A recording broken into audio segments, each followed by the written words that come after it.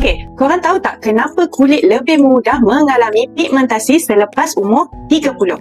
Okey, selepas umur 30, tubuh kita menghasilkan kolagen dan elastin pada kadar yang lebih perlahan. Jadi, ini menyebabkan kulit kendur, berkedut dan lebih mudah rosak. Akibatnya, melanin ataupun pigment kulit lebih mudah bergerak ke permukaan dan membentuk tumpuk-tumpuk pigmentasi. So, cara nak atasinya macam mana? Dengan membekalkan kulit anda dengan kolagen lah. Tapi secara umumnya kita tahu kolagen sangat mahal kan? Walaupun ada pilihan yang murah, dia juga cecah RM200, betul? So, ada alternatif lain tak? Bila ada.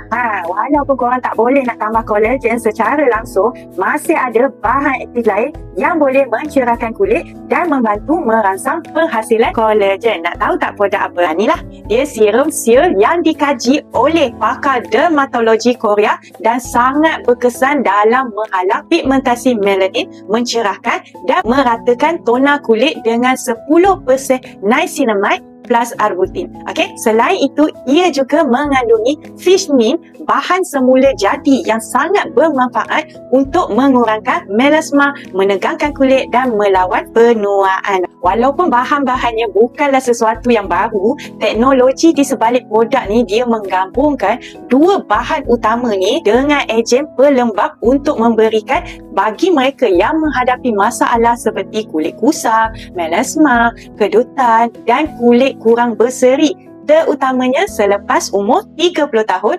Sangat-sangat digalakkan untuk korang cuba serum ni tau.